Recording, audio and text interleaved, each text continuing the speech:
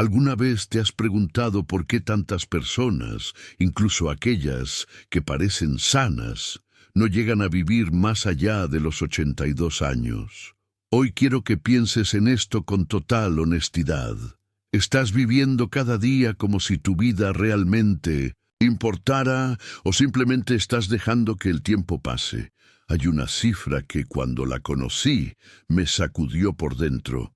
El 85% de las personas mueren antes de los 82 años. Y no es por genética ni por mala suerte, es por errores, pequeños, repetidos, silenciosos, que a lo largo de los años se convierten en sentencias. Y lo peor de todo es que muchos de esos errores los cometemos sin darnos cuenta. Cada día, cada semana, hasta que un día el cuerpo se rompe, o la mente se apaga, o el alma se rinde. Pero hoy no vengo a sembrar miedo. Vengo a compartirte algo que puede cambiar tu rumbo. Porque sí, hay esperanza. Y no viene en forma de una medicina milagrosa, ni de una promesa vacía. Viene de la conciencia, de la acción, de asumir que, incluso ahora, tienes más poder del que crees. Hoy te voy a presentar 5 errores que la mayoría de las personas mayores cometen sin saberlo, y que podrían estar acortando tu vida más de lo que imaginas. Y también te mostraré cómo puedes evitarlos. No para sumar años a tu vida, sino vida a tus años. Así que si estás en tus 60, 70 o incluso más allá, quédate conmigo, porque este mensaje podría ser una línea divisoria entre una vejez limitada o una vida plena, fuerte y lúcida hasta el final. Ahora sí, empecemos. Punto 1. La trampa de los medicamentos. Abres el botiquín de cada mañana y ves esa hilera de frascos ordenados como si fueran parte de una rutina de años. Algunos llevan etiquetas descoloridas, otros nombres que ya ni sabes para qué son, pero los tomas, porque el doctor lo dijo, porque así toca. Doña Teresa, una mujer de 73 años, llevaba esa misma rutina. Cada día, a la misma hora, abría su pequeño estuche de medicamentos, lo ponía sobre la mesa y comenzaba a tragar uno por uno, como quien cumple con un deber sagrado. Tenía medicamentos para la presión, para el colesterol, para dormir, para el dolor de rodillas, para la acidez y para contrarrestar los efectos secundarios de otros medicamentos. Un día, mientras se miraba al espejo, notó algo. Ya no se reconocía. Se sentía lenta, nublada, torpe. No estaba envejeciendo, se estaba apagando. No fue un gran accidente lo que la hizo despertar. Fue algo pequeño. Un resbalón en la cocina que no fue grave, pero sí suficiente para llevarla al hospital. Allí, una revisión más profunda mostró una verdad inquietante. Tenía una deficiencia grave de vitamina D. Estaba al borde de la prediabetes y con síntomas incipientes de deterioro cognitivo. Pero lo más grave era esto: nadie había unido los puntos. Sus médicos le daban tratamientos aislados. Nadie revisaba el cuadro completo. Lo que parecía una atención médica rigurosa, en realidad era una red de recetas sin conexión. Un médico le recetaba para dormir, otro para el dolor, otro para la circulación. Ninguno se comunicaba entre sí. Así, sin darse cuenta, doña Teresa se había convertido en una paciente más de lo que en medicina llaman polifarmacia, el uso simultáneo de 5 o más medicamentos. Pero no eran 5, eran 12, y su cuerpo ya no lo aguantaba. ¿Y tú? ¿Cuántas pastillas tomas al día? ¿Sabes exactamente para qué es cada una? ¿Alguna vez has reunido a tus médicos para revisar si todo eso sigue siendo necesario? Las estadísticas lo dicen. Claro, tomar más de 5 medicamentos diarios eleva tu riesgo de muerte en un 88%. No por los medicamentos en sí, sino por cómo interactúan entre ellos. El problema no siempre es la medicina, sino la falta de visión integral. Doña Teresa había estado tomando 2 anticoagulantes sin saberlo. Uno le fue recetado tras una operación menor, el otro por su cardiólogo. Nadie notó la duplicación. Un día se despertó llena de moretones. Su hija pensó que se había caído. No, era una hemorragia interna que apenas estaba comenzando, y eso no es todo. Su pastilla para dormir le provocaba somnolencia al día siguiente, así que le dieron otra para activarse, pero esa le causaba problemas digestivos. Solución, un antiácido diario. Y ese antiácido reducía la absorción de nutrientes esenciales. Resultado: fatiga, dolor muscular, confusión mental. Y así, en silencio, doña Teresa se iba consumiendo. No por la edad, no por una enfermedad terminal, sino por no cuestionar. El estoicismo nos enseña una verdad poderosa. No es lo que pasa, lo que nos daña, sino cómo lo entendemos y respondemos a ello.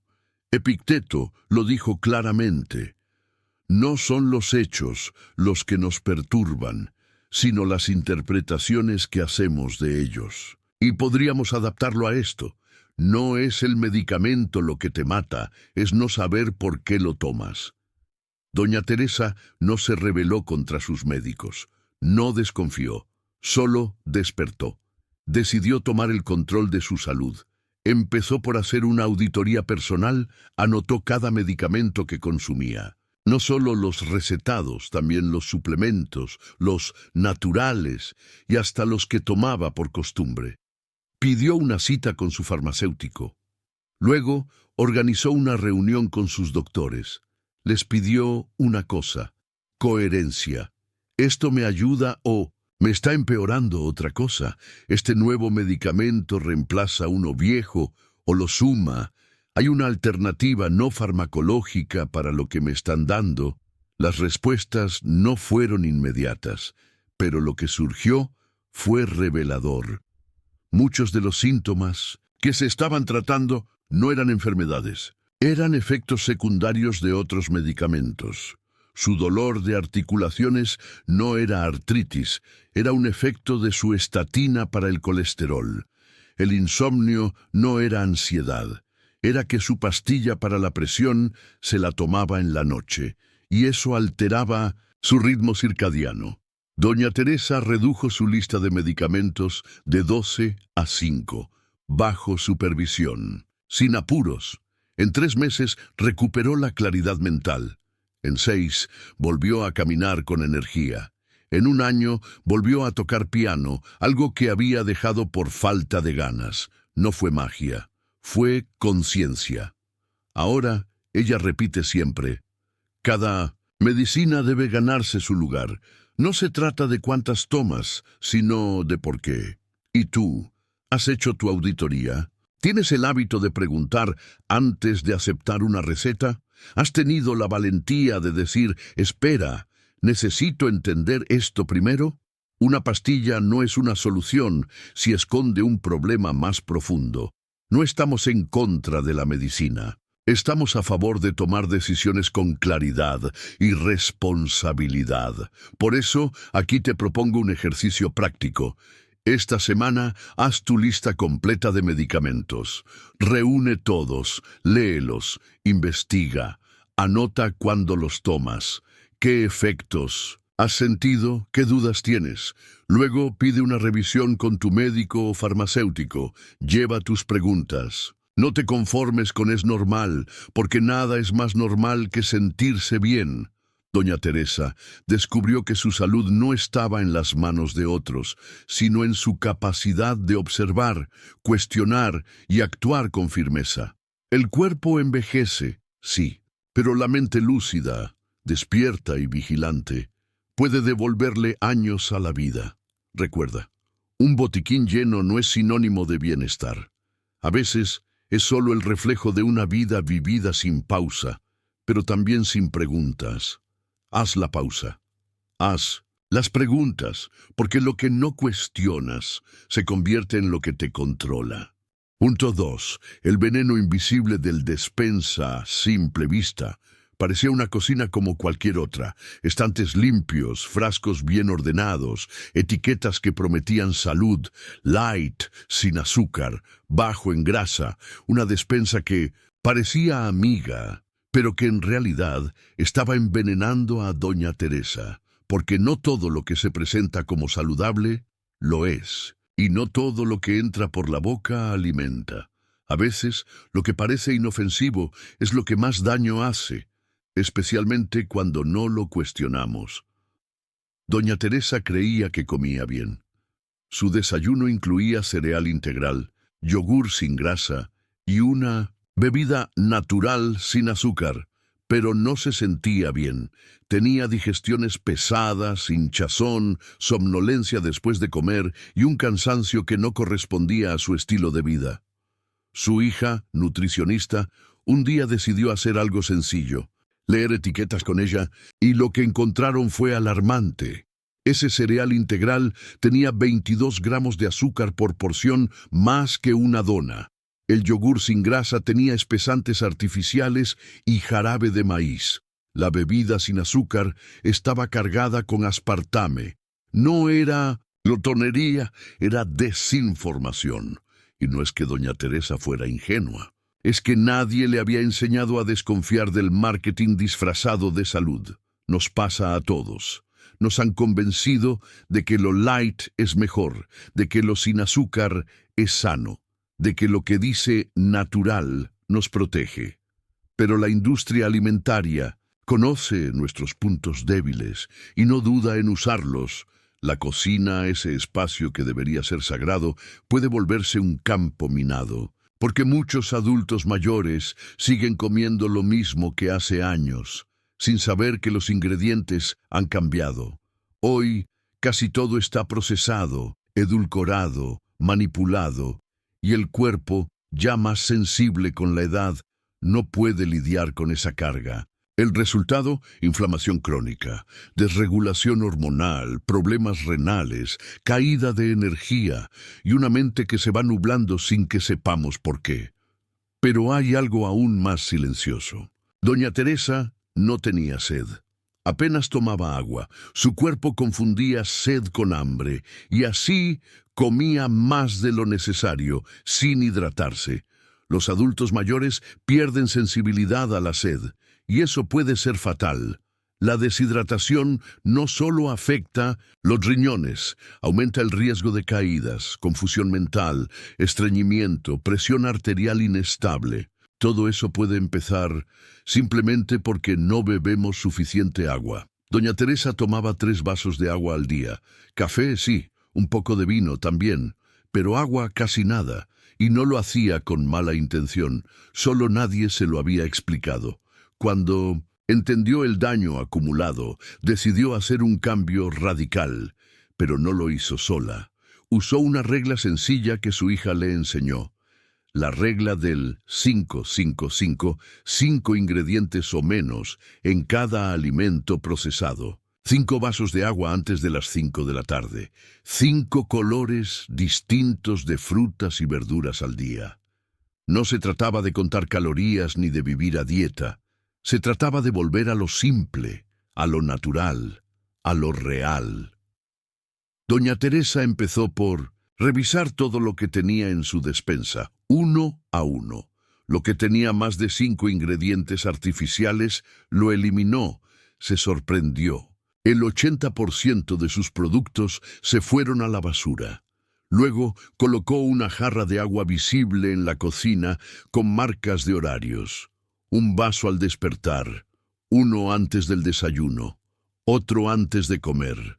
Así, sin darse cuenta, empezó a recuperar el hábito de hidratarse. Las bebidas azucaradas las cambió por infusiones, las galletas las reemplazó por nueces, los embutidos por pollo o pescado, el pan blanco por uno de grano entero de verdad, no solo por la etiqueta. Y algo curioso sucedió. Al principio sintió ansiedad, no por hambre, sino por costumbre, pero con el tiempo su paladar cambió. El cuerpo reconoció la diferencia, su energía subió. Su mente se volvió más clara. Volvió a cocinar. Platos sencillos. Sopa de verduras, con ingredientes frescos. Guisos como los de antes. Desayunos con avena real, no instantánea. Y frutas. Muchas frutas. Empezó a disfrutar de los sabores sin necesidad de aditivos. Descubrió que el dulzor de un plátano maduro supera al de cualquier barrita light, y lo mejor fue lo que vino después. Su médico le retiró la advertencia de prediabetes. Bajó su presión sin medicamentos nuevos. Su piel mejoró, sus digestiones eran suaves, y su ánimo volvió. Aquí entra el principio estoico de la moderación. Para los sabios antiguos, la virtud está en el equilibrio, ni exceso ni negación, comer lo justo, lo necesario, lo que nutre. Séneca lo decía con claridad: la gula no se sacia con abundancia, sino con discernimiento. No es lo mucho, es lo adecuado. El problema no es comer, es no saber qué se está comiendo, y con la edad, el cuerpo ya no tiene margen para experimentos. Lo que antes se toleraba, ahora se convierte en fatiga, y no necesitas ser un experto en nutrición. Solo necesitas recuperar el sentido común, volver a lo natural, a lo que tu abuela reconocería como comida. Así como doña Teresa lo hizo, puedes empezar hoy. Abre tu despensa, lee una etiqueta, cuenta los ingredientes. Pregunta: ¿esto me da vida o me la quita poco a poco? El supermercado no es el enemigo, pero tampoco es tu guía. Tu cuerpo, sí, escúchalo.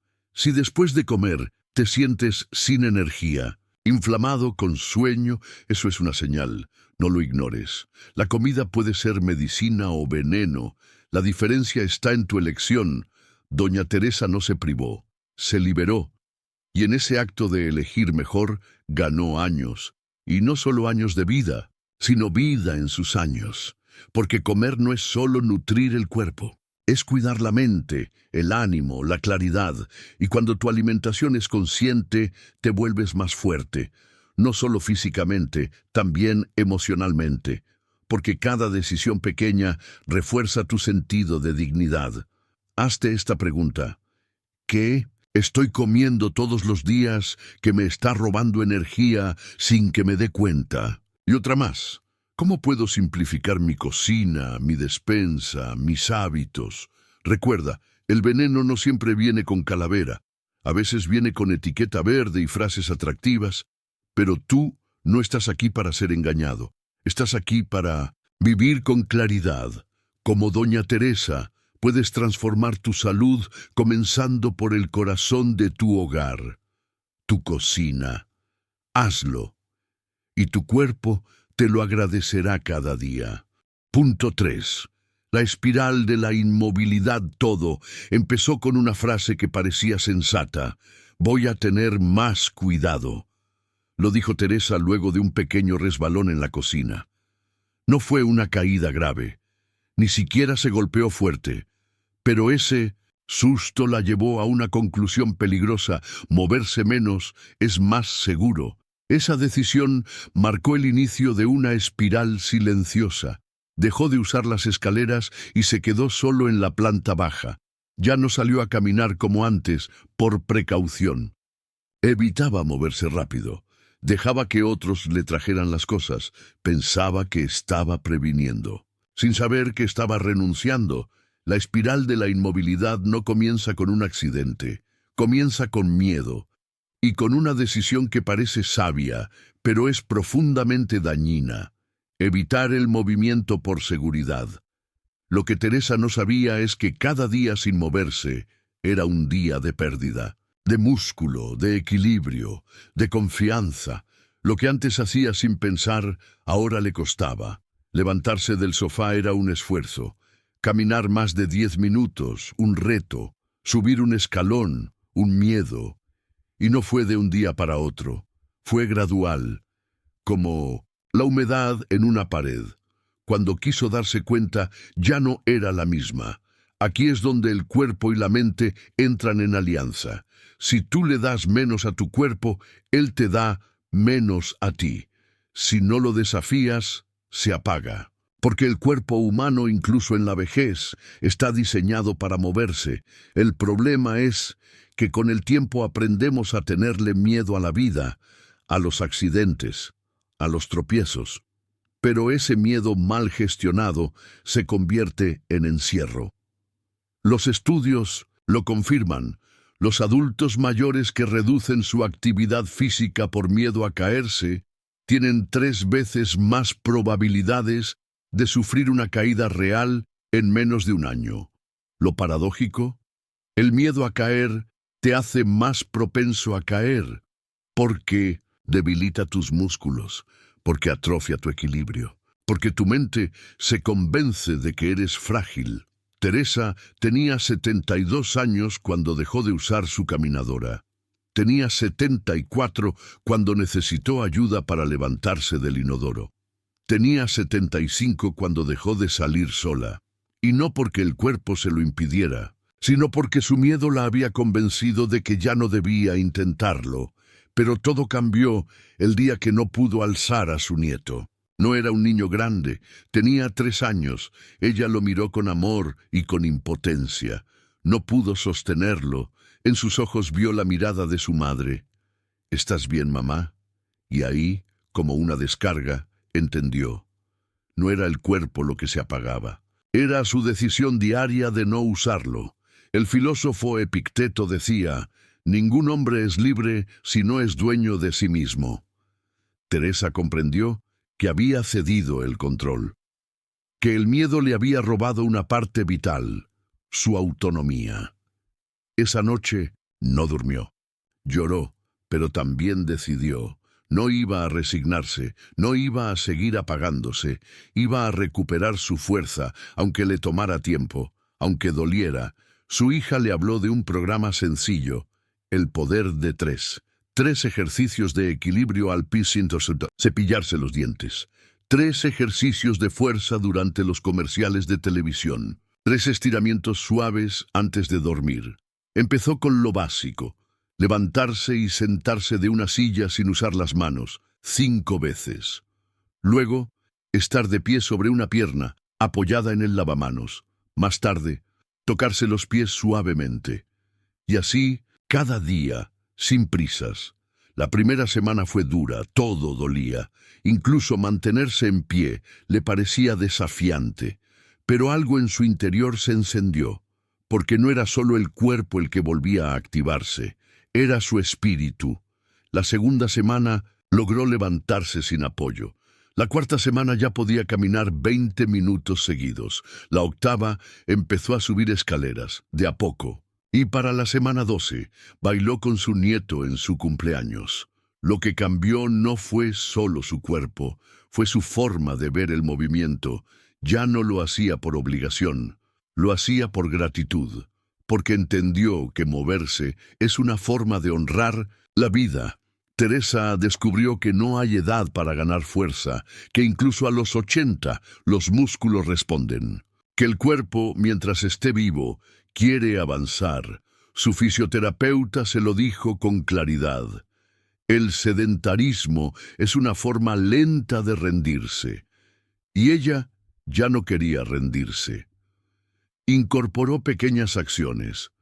Caminaba descalza para fortalecer los pies. Subía escaleras con calma, pero con decisión. Practicaba levantarse del suelo una vez por semana, por si alguna vez caía. Empezó a bailar en la cocina mientras cocinaba, a levantar pequeñas pesas de 1 kilo mientras veía sus novelas, a hacer estiramientos mientras hablaba por teléfono. No se trataba de ser atleta. Se trataba de ser funcional, de poder valerse por sí misma, de volver a confiar en su cuerpo, y con cada logro, por pequeño que fuera, su mente se fortalecía. Volvía a verse capaz, volvía a sentir orgullo, volvía a vivir. La movilidad no es solo una función física, es una expresión de libertad, y si la pierdes por miedo, te encarcelas. Los estoicos lo sabían bien. Para ellos, el cuerpo debía ser cuidado no por vanidad, sino por deber, porque un cuerpo fuerte sostiene una mente clara Y una mente clara toma decisiones sabias. Teresa ahora enseña yoga en su comunidad de adultos mayores. No posturas complicadas, solo movimiento consciente, solo reconexión con el cuerpo. Y lo más hermoso, dejó de tener miedo. Porque el miedo solo tiene poder cuando tú dejas de actuar. Pregúntate con honestidad, ¿qué actividad dejaste de hacer por miedo a lastimarte? ¿Qué tanto se ha reducido tu mundo por la precaución malentendida? El cuerpo envejece, sí, pero más envejece cuando se detiene. Y tú no estás hecho para estar quieto. Camina, estírate, prueba, desafía tus límites con respeto, pero no te detengas, porque la vida no se mide en años, se mide en movimiento, y si un día no puedes hacer lo que hacías antes, haz lo que puedas hoy. Porque mientras te muevas, estás vivo. Y mientras estés vivo, puedes mejorar. Punto 4. Aislamiento social, la bomba de tiempo. Teresa se dio cuenta de algo inquietante una mañana cualquiera. Llevaba 3 días sin hablar con nadie. Nadie, excepto su perro. Lo miraba, le hablaba, hasta le preguntaba cosas. Él respondía, con la mirada, con un movimiento de cola, pero no con palabras. Al principio no lo notó. Estoy tranquila, pensaba, disfruto mi espacio. Pero con el paso de las semanas, ese silencio dejó de ser paz y se convirtió en vacío. Y no el tipo de vacío que se llena con música o televisión, era otro, más profundo, más punzante. 1 de cada 3 adultos mayores experimenta soledad severa. Pero la mayoría no lo dice, no porque no lo sientan, sino porque sienten vergüenza de reconocerlo, porque creen que deberían poder con eso, porque creen que es normal, pero no lo es, y mucho menos saludable. Estudios recientes equiparan el impacto del aislamiento social con fumar 15 cigarrillos al día. Sí, 15. La soledad debilita el sistema inmunológico, aumenta el riesgo de enfermedades cardiovasculares y duplica las probabilidades de desarrollar demencia. Y lo peor, lo hace sin que te des cuenta. Como el monóxido de carbono, es invisible, pero letal. Teresa comenzó a olvidarse de pequeñas cosas. Una fecha, una cita, una palabra. Pensó que era normal, que ya le tocaba, pero no era edad, era aislamiento. El cerebro humano necesita conversación como los pulmones necesitan aire. Hablar con otros estimula redes neuronales que, si se apagan, no vuelven a encenderse fácilmente. Y aquí es donde se esconde la bomba. Porque la soledad no siempre empieza con un abandono. A veces empieza con la jubilación, con la muerte de un amigo, con el cambio de rutina, con la frase «mejor me quedo en casa». Sin darse cuenta, Teresa dejó de asistir a su grupo de lectura, después a misa, luego dejó de llamar. Nadie la dejó sola. Ella simplemente se fue alejando, lentamente. Marco Aurelio lo escribió sin rodeos. Nadie encuentra su camino solo, no porque seamos débiles, sino porque somos humanos. La interdependencia no es debilidad, es naturaleza. La transformación de Teresa comenzó el día en que su nieta le preguntó por videollamada: «¿Con quién hablaste hoy, abuela?». Teresa pensó y no supo qué responder. Esa noche se hizo una promesa: hablar con al menos una persona cada día. No importaba si era el panadero, una vecina, su hermana o una llamada a un viejo amigo. Una voz, un intercambio, algo real. Y así nació su estrategia REAL, un sistema que, aunque sencillo, le devolvió el entusiasmo TERRE, relación cercana. Una persona con la que compartes algo más que palabras, con quien puedes ser tú, aunque sea una POE, encuentros frecuentes. No necesitas salir todos los días, pero sí planear al menos un par de contactos a la semana. Café, llamada, videollamada. Lo que puedas, pero hazlo, potá.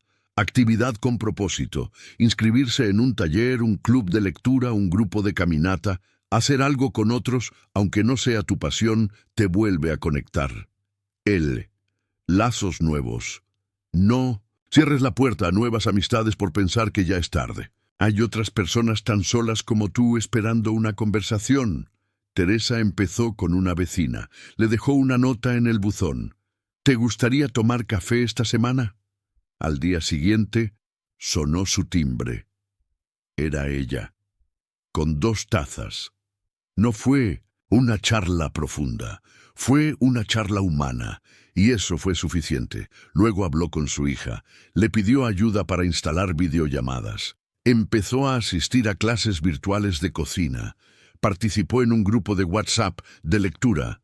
No siempre hablaba, pero leía los mensajes. Se reía, se sentía parte de algo. Una vez por semana iba al parque. No por ejercicio, sino para saludar. A veces con su perro, a veces sola.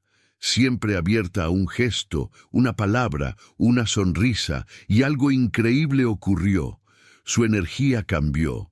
Dormía mejor. Comía con más ganas. Su memoria mejoró.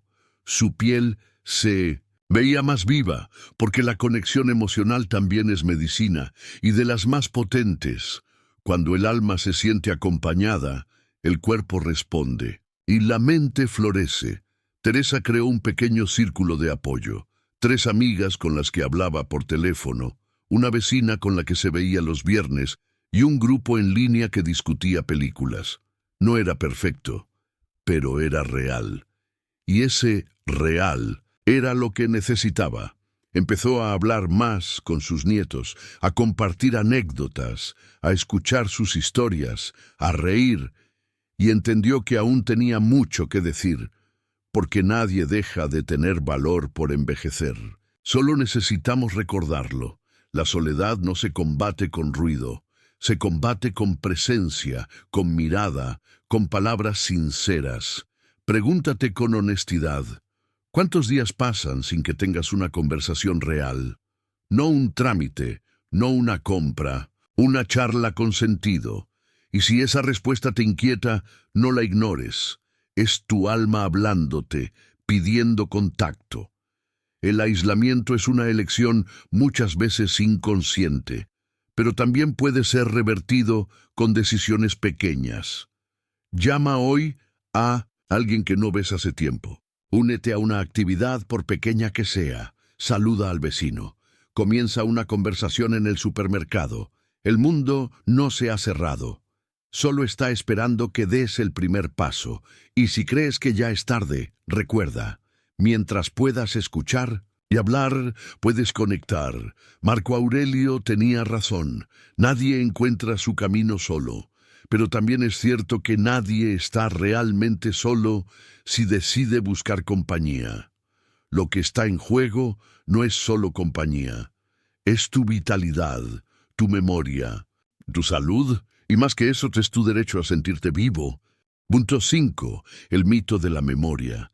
Lo que más le dolió a Teresa no fue olvidar dónde había dejado las llaves, ni siquiera aquella vez que repitió una historia 2 veces en la misma comida.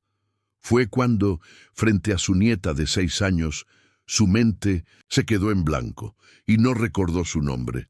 La niña no lo notó, rió, la abrazó y se fue a jugar, pero Teresa se quedó con un nudo en el pecho. Algo se rompió dentro. Sintió que había cruzado una línea invisible, una que no se puede desandar. Esa noche no durmió. Se repetía, ya está. Esto es el principio del fin. Me estoy apagando. Y sin saberlo, ese pensamiento fue más dañino que el olvido mismo, porque el verdadero enemigo de la memoria no es la edad. Es la resignación, es repetirnos como una profecía autoimpuesta, esto ya no es para mí. A esta edad, ¿qué más puedo aprender? La ciencia ha demostrado que el cerebro puede seguir creciendo, adaptándose y formando nuevas conexiones a cualquier edad. A eso se le llama neuroplasticidad, y es uno de los descubrimientos más esperanzadores de las últimas décadas. Pero La neuroplasticidad necesita alimento, y ese alimento se llama desafío. Cuando dejamos de retar a nuestra mente, de aprender algo nuevo, de intentar memorizar un nombre, una dirección o una canción, no es que el cerebro envejezca, es que se duerme, y un cerebro dormido empieza a olvidar. Teresa no lo sabía. Ella pensaba que estaba siendo realista, aceptando su edad, que era normal equivocarse de palabra, que era lógico confundirse de fecha, y en parte lo es.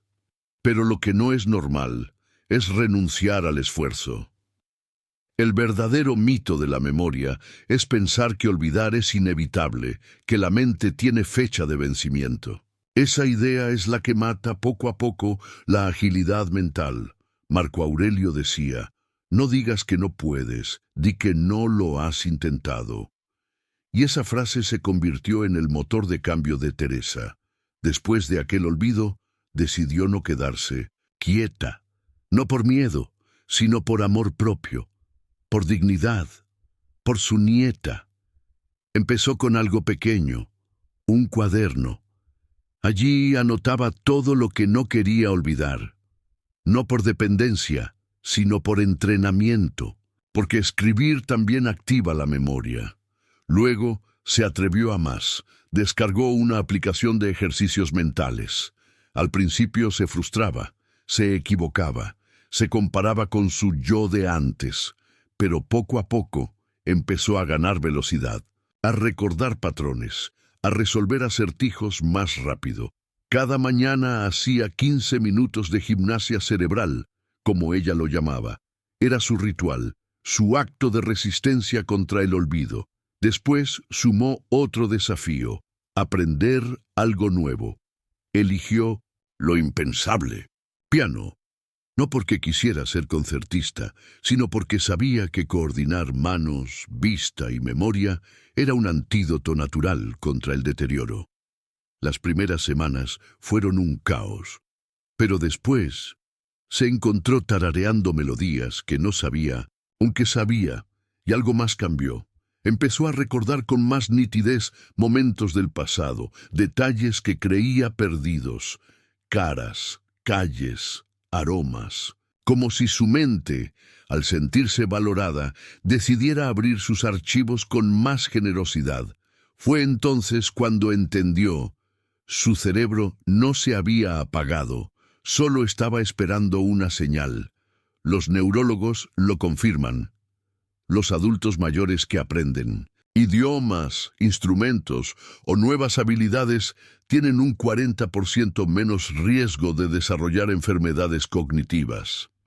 Y lo mejor, los beneficios aparecen rápido. En cuestión de semanas, la mente responde. Teresa también aprendió técnicas de memoria, el método del palacio mental, las asociaciones visuales, las cadenas narrativas. Pequeños trucos que le devolvieron confianza. Ya no evitaba hablar por miedo a olvidarse de una palabra, ahora se lanzaba, y si dudaba, se reía, porque el miedo ya no mandaba.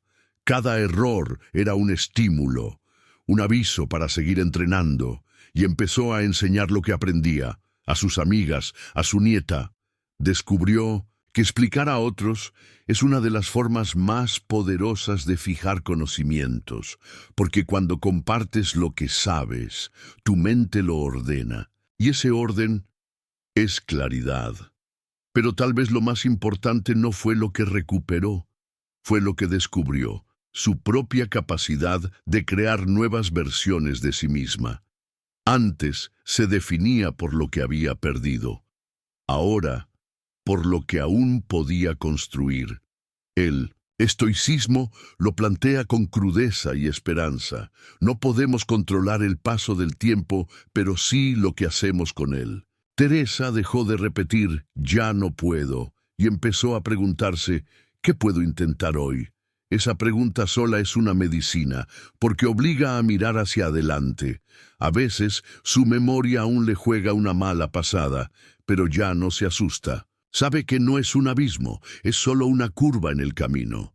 Y sigue caminando. Hoy, Teresa juega a juegos de memoria con su nieta, lee libros que le exigen atención, hace crucigramas, conversa sobre política, aprende recetas nuevas, y cada acción es un mensaje.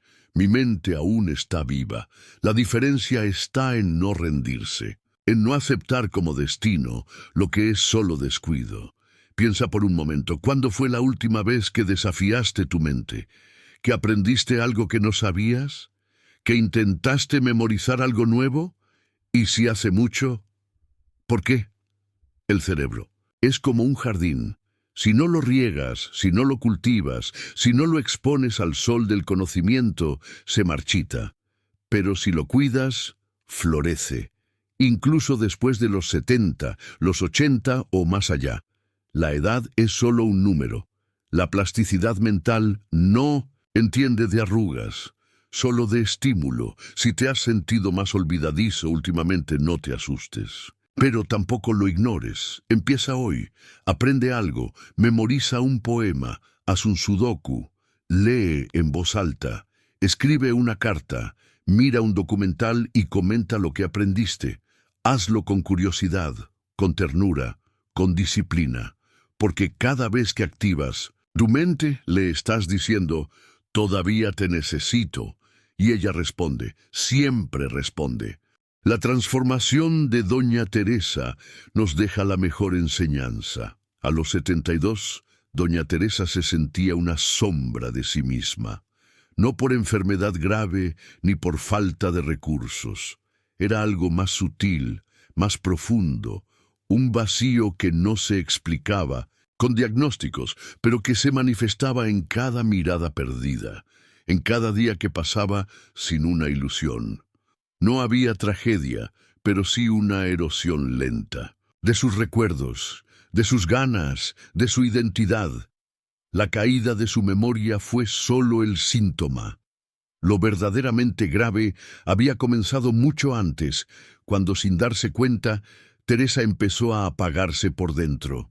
Dejó de leer, dejó de aprender, dejó de curiosear, dejó de preguntarse, y empezó a repetirse, ¿ya para qué?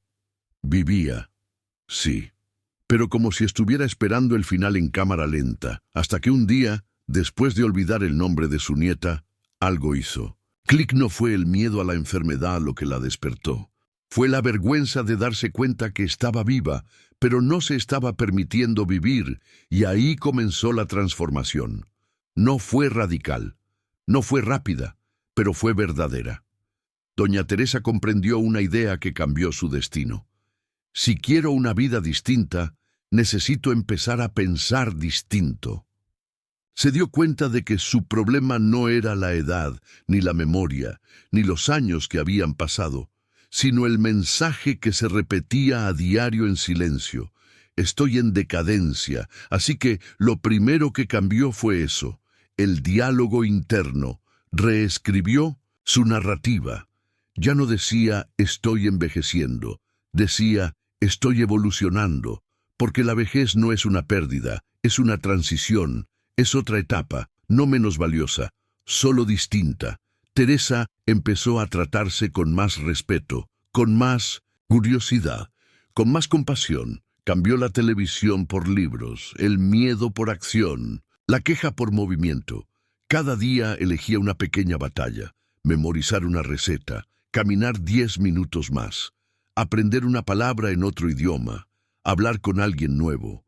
Pequeños actos de rebeldía contra el olvido, contra la resignación. Poco a poco, su cuerpo empezó a seguir a su mente, el rostro se le iluminó, la voz recuperó firmeza, la mirada ya no buscaba lo perdido, sino lo posible.